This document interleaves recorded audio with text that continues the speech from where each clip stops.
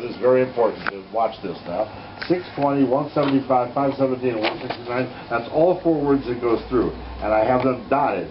Like the first one is through the word Esrim, which means 20.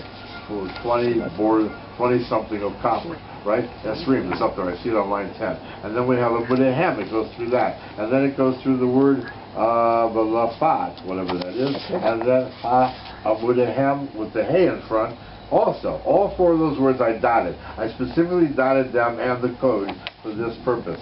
Now, we add those totals, those gematrias together of the words they go through. The total is 1481. But we're not just going to take 1481, because what is that? And I don't know either. It's a nice number. Great, 1481. But if we take away the 4 code words themselves, and they are separate code words, they're only there, the difference, there's only the 47 skip code now. The difference is 1481, take away 146. What's 146?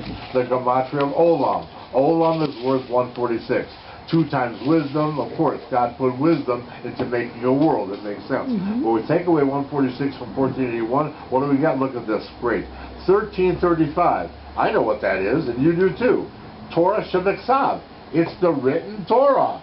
There's something here about the fact of the world and the written Torah, of course, because we wouldn't have a world if it wasn't for God wrote it in the written Torah. He looked in the Torah to make a world. This is a statement. Right? You remember this when you heard it, right? Torah is coded here once with a 73 skip. Torah itself is coded here once. I've made it real bold. Remember you asked Sarah about the bold? This is why. I want you to see it very clearly. Torah is here besides in this special gematria thing, going through our dotted underlined code, and once with a 75 skip. The sum is 148. 1 second. Torah is coded here twice, once with 73 and once with 75. Skip, Torah, the word, and of course it goes through our dotted underlined code with the 73 skip. 73 is wisdom, by the way, again. Add them together, what's 73 and 75, anybody? It's right here on the page, 148. So we have 148, right? When the code skips of the world code, the Olam code, are added up. Go back to the code skips, they're up above.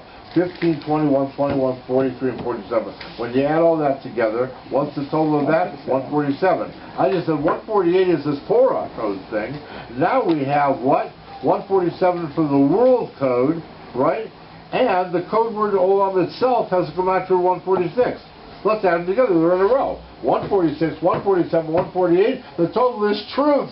There's our truth again. You thought this was a boring Parshat? It is. Sounds boring. Oh, cares about the construction of the tabernacle. And we already saw this stuff before. God's got to repeat all this stuff essentially again? No. He doesn't repeat because the letters are slightly different. There's extra letters, fewer letters. Interesting, and God's putting all of this information in here because the Mishkan is that important to the Jewish people. When we get the Beit HaMikdash, it will be great for us. Why did God take away the Beit HaMikdash? Because we didn't deserve it, because we were almost worshiping it as an idol. If you go back to all the Pasukim that are about the Beit HaMikdash in the Tanakh, what happened? We worship it with it. They said, we don't worry about all these things. We'll bring karbanos.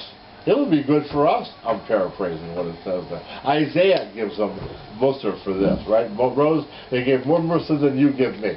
Isaiah gave them Musar. Jeremiah gave them Musar. Everybody's giving Musar. The people are essentially worshiping. They're not supposed to worship. They're supposed to go in there for healing and help and bringing your bonus because you want to get better with God, but not to make it an idol. That's exactly wrong reason to be with the Beit HaMikdash. So God took it. We want it back. We don't have it anymore.